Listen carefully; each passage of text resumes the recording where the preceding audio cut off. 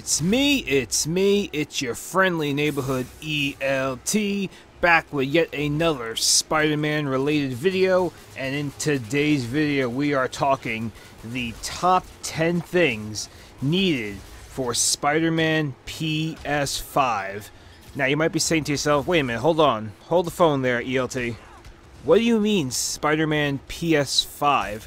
Well, my friends, here's the bottom line. If you look into the rumors and a lot of the speculations, the PS5 is pretty much right around the corner. I have a feeling that if it's not announced later on this year, it's going to be announced early next year. Either way, the PS5 is to be expected, whether that be late 2019 or more likely mid-2020. And there is absolutely no way that I see it's possible that we get a sequel to Marvel's Spider-Man before the release of the PS5. Which is why I am now officially dubbing the sequel to Marvel's Spider-Man just Spider-Man PS5. Just like it was Spider-Man PS4 for all this time, now I'm just going to call it Spider-Man PS5. That's going to be the sequel. Alright? We good? We on the same page? Great. Let's get started with the video. So let me start off by saying this. These 10 things that are needed in Spider-Man PS5 are not necessarily things that I want to see with the story. This is not that type of video where it's like, oh, I want to see Venom, or I want to see Green Goblin, or this, that, the other. No. These 10 things I'm going to talk about are more gameplay aspects that I would like to see changed or tweaked from Spider-Man PS4 to Spider-Man PS5, or things I want to see added on, and you'll see as we go along this video. And starting off with something really simple, number 10 is filters. Now, some of you might be saying to yourself, wait a minute, ELT. We already have filters in the photo mode. What are you talking about? Well, I'm talking somewhere more along the lines of the Uncharted franchise, more directly Uncharted 4, where that game actually had filters where you could play the entire game from start to finish, including cutscenes, all gameplay and everything, with filters, and some of those filters were 8-bit, like a pixelated kind of filter. Some of them were cel-shaded, which I thought looked absolutely gorgeous. They had like a black and white noir style filter. They had a negative filter, etc., etc. And I would really love to see that implemented within the sequel of Spider-Man PS5. And as a matter of fact, hell, I really wouldn't mind if they actually patched it into Spider-Man PS4, because that would be pretty cool to play the game from start to finish with a cel-shaded filter over it, where the game kind of looks like the Ultimate Spider-Man video game, but on steroids. I mean, come on, that will look absolutely incredible. So, something very simple. Filters is what I would like to see in the sequel to Marvel's Spider-Man, aka Spider-Man PS5. Coming in at number 9, this is something that really bothered me in Spider-Man PS4, and I really cross my fingers and hope that they tweak it in Spider-Man PS5, and that is the wall crawling. We need better wall crawling. I don't know why they got the wall crawling so bad and awkward at sometimes in Spider-Man PS4. Like, everything else in this game feels absolutely smooth. The web swinging is smooth. Running up the walls feels smooth. The fighting is smooth. How did they mess up the wall crawling, though? There are just some times where he just doesn't stick to the wall, or sometimes he doesn't crawl over certain objects, and it's just really weird, clunky, and awkward. This is something very small that I'm pretty sure they could fix if they just spent a little bit more time on it. I know wall crawling is not really their thing in this game. It's more of the free running parkour, running up the walls, and web swinging that they were really concerned about. But wall crawling is a big feature to Spider-Man, as we all know. We all love the wall crawling. We all love iconic wall crawling poses. And I really hope that they tweak the wall crawling for Spider-Man PS5, because what we got right now with Spider-Man PS4, it's not good. Coming in at number 8, and once again, this is something that is just very simple, and it probably should have been implemented in Spider-Man PS4. I don't know why they decided not to implement this in Spider-Man PS4, but we definitely need this in Spider-Man PS5, and that, of course, is a day-night cycle. I mean, come on. Look all the way back to Spider-Man 2, way back in 2004 from Treyarch. That game had a day-night cycle. It is inexcusable that Spider-Man PS4 in the year 2018, we're talking well over 10 years, actually 14 years to be incorrect though there, 14 years later, and we can't get a day-night cycle in the Spider-Man PS4? What was going through their, like their meetings and that, you know? The board meetings and everything, the graphics department and whatnot. What made them think, let's not have a day-night cycle in this game, when almost every other game has a day-night cycle? Grand Theft Auto, I think Watch Dogs had a day-night cycle, Horizon Zero Dawn. I'm just looking at some of the games on my shelf right now. A lot of them had day-night cycles. So the fact that Spider-Man PS5 didn't have a day-night cycle is kind of disappointing, and we really need to see that in Spider-Man PS5. Now, also real quick, don't get me wrong, I like the fact that we could change to whatever time we want in Spider-Man PS4 by going to one of the research stations. You can make it day, evening, or night. I like that feature, and they should keep that feature. However, we should also be able to go to the options menu and decide to turn that feature off and turn on a day-night cycle if we want. There you go. Problem solved. Number 7 on my list is more crimes and more side activities.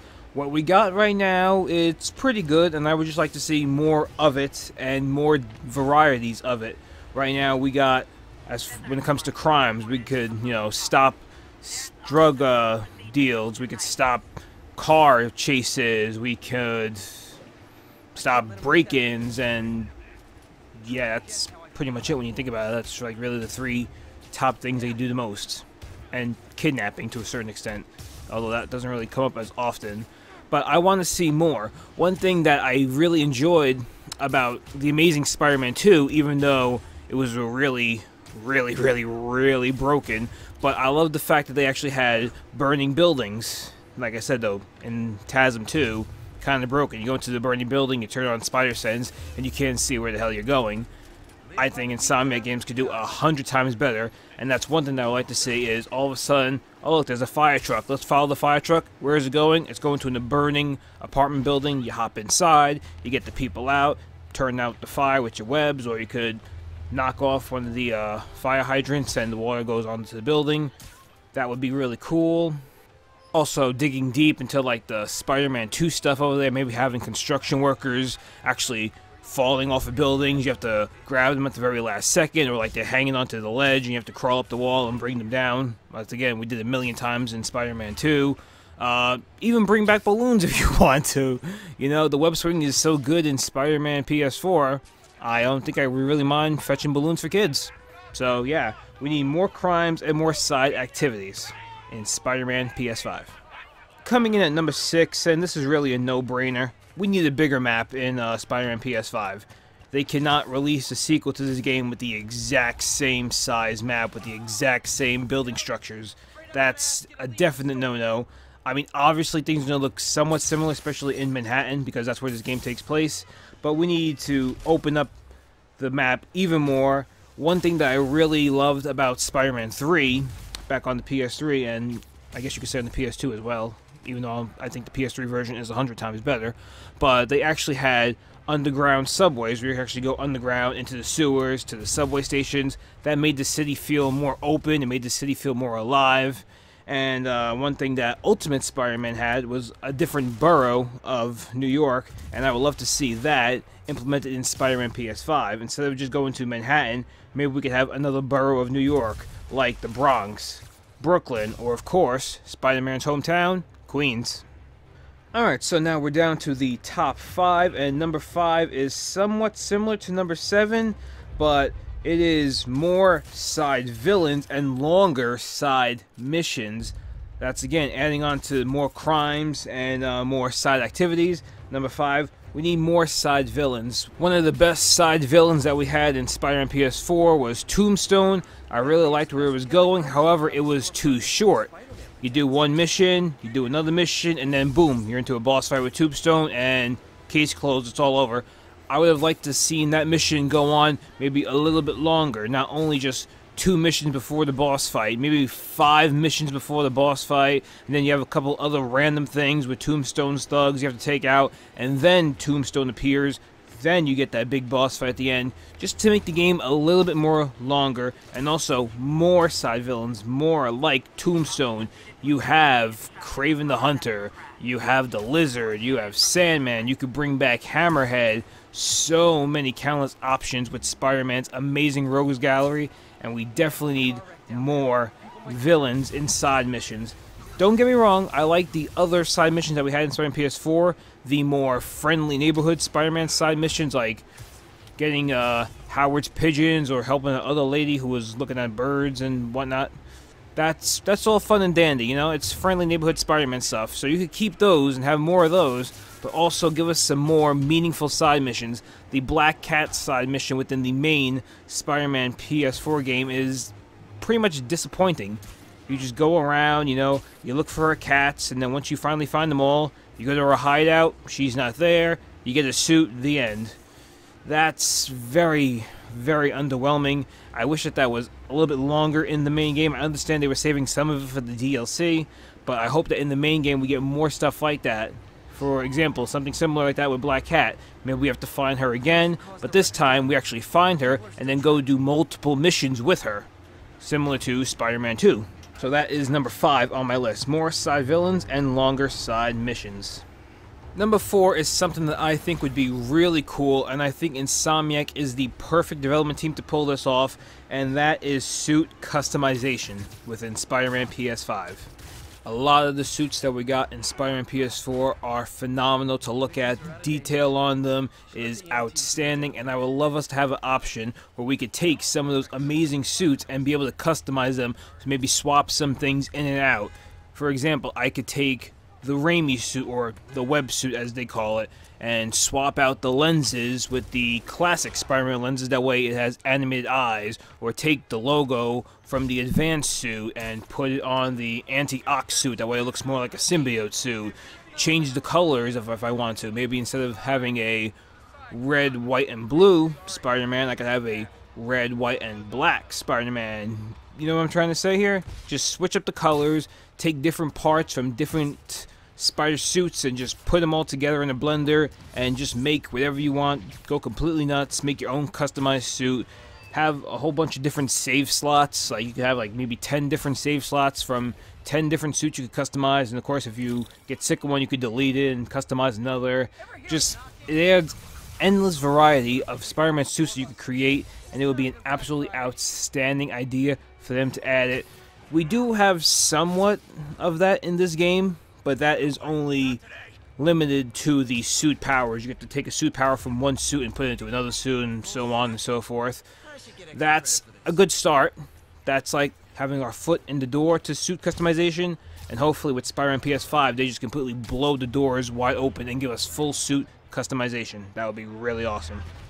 Coming in at number 3 is something that I wanted in a Spider-Man game my entire life, and we've only seen it done once before, and it's not even a true Spider-Man game. It's actually Lego Marvel. That's really the only time we've seen it, and that is Peter Parker free roam gameplay.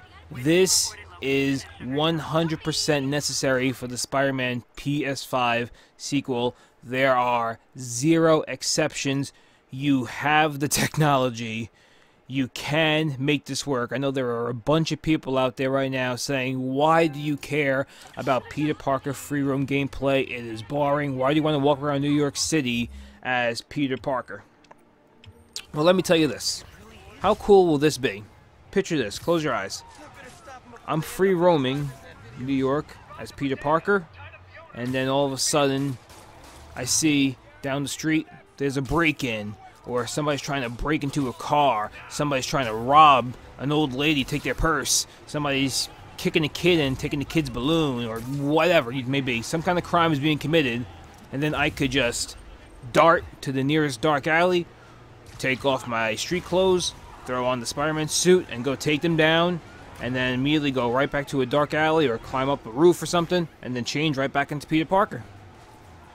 Tell me that doesn't sound awesome. Just think of that scene in Spider-Man 2 when he's running down the alley, ripping off his suit, and he's wearing 2 suits. He's ripping off his street clothes suit and putting on his Spider-Man suit.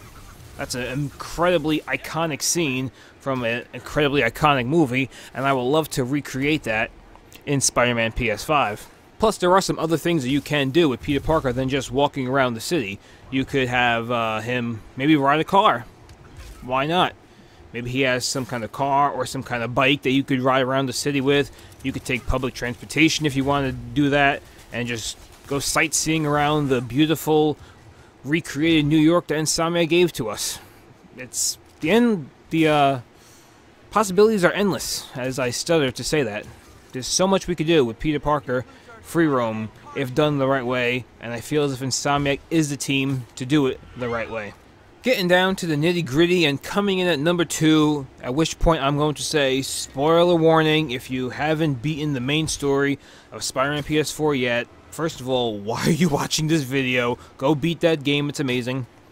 But as we saw, at the end of Spider-Man PS4, Miles Morales gets bitten by the spider, and during the DLC, we hear multiple phone calls, and we see at the last chapter DLC, he's actually training with Peter Parker to become his own version of Spider-Man. So what we need in Spider-Man PS5 is separate Peter and Miles missions, similar to, once again, Grand Theft Auto 5, like I said before, free roaming, you know, like you do in GTA 5 with Peter Parker. Similar to that in Grand Theft Auto 5, where you could, on the fly, change between the two characters. You know, you had Michael, you had Trevor, you had Franklin. That could be something really cool that they could add in Spider-Man PS5, where maybe I'm free roaming as Peter, or I'm free roaming as Peter's version of Spider-Man. Then I could press down on the D-pad, switch over to Miles, and he's at some other part of New York. I could play as him, take down some baddies as him, then switch over to Peter Parker, and he's at another borough of New York taking down baddies. And then you have separate missions for them, so that all being one story, you actually have 2 separate stories. You have one story that's Peter's story, another story that's Miles' story. Of course, you could have them intertwine within each other. Maybe you could do something where you could play the entire game from Peter Parker's perspective, and you could play the entire game from Miles Morales' perspective. Or, like I said, you could just bunch them in and just do, I'm going to do this mission from Peter's perspective, I'm going to do this mission from Miles' perspective, and then in the end you get to pick, okay, whose perspective do you want to see this ending from, Peter's or Miles? And now, the end is near, and so I face the final curtain. Here it is, the number 1 thing that I believe is needed in Spider-Man PS5. Some people are going to love this, some people are going to hate this, but I feel as if the number one thing that is needed in Spider-Man PS5 is more screwball missions. Did you think I'm serious? You actually thought I'm serious? Oh my god, you're gullible. No, the number 1 thing that we need is online multiplayer. I'm serious. This time I really am serious. We need online multiplayer. Seriously, I made a video a few months before Spider-Man PS4 released, and that video has been blowing up as of recent. Go check that video out. I'll leave a link to it below in the description, and I'll put it at the end of this video. I think online multiplayer, a Spider-Verse style multiplayer, can work. Now, I'm not saying take away the single-player campaign. We absolutely love and need the single-player campaign. Every single game that comes out that has a single-player campaign is a big middle finger to EA, and we gotta keep on flipping them the bird. Alright? Do not take away our beautiful 20-plus hour single-player campaign. We need it. However, like I said in the other video that I made almost a year ago, look at Grand Theft Auto 5, and hell, look at the more recent Red Dead Redemption 2. It is possible for a game to have not only an amazing single-player campaign, but also an online multiplayer mode. And Spider-Man is the perfect superhero to implement this. Just look at Into the Spider-Verse. Look how popular that got. Now is a perfect time for them to have Marvel's Spider-Man and Spider-Verse Online all combined into one beautiful package. I'll briefly say what I said in the other video, but I do recommend you go check it out just in case I forget to say something. In the Spider-Verse online multiplayer, you can create your own Spider-Person, whether that be Spider-Man or Spider-Woman. Name them whatever you want. You could probably choose, what their body type is. Maybe you want a fat Spider-Man. Maybe you want a skinny Spider-Man. Maybe you want a muscular Spider-Man, You could get to choose what style you are. For example, we have the Spider-Clan or the vintage suit and whatnot. Maybe you want your Spider-Man or Spider-Woman to look like that. You want your Spider-Man to have a cel-shaded look to them or an animated style look to them. You could pick what color you want their suit to be, what their lenses are. The whole 9 yards is what I'm basically getting at. You create your own Spider-Person. You go into the open world of New York, and similar to games like Grand Theft Auto Online, there's like a little story there. You do some story missions. You could team up with other players in their Spider-Verse. You could hop in between your friends' Spider-Verses. I'm going to go to my friend's Spider-Verse. He's going to come to mine, or she's going to come to mine. We're going to go to this Spider-Verse. We're going to do these missions. Have something like a villain of the month. That would be great. Each month is like a different villain. Okay, now it's Doc Ock terrorizing the town in January, but it's Lizard in February. It's Rhino in March. It's Green Goblin in April. So on and so forth. The possibilities are endless. You have the side missions that you could do. You have main story missions you could do, whether that be solo by yourself or team up with some friends. An absolutely incredible idea right in front of our eyes. And if implemented the right way, that could be a mode that us Spider-Man fans could play for years upon years upon years to come. Please keep this in mind. This is not EA or Activision making this game. This is Insomnia Games.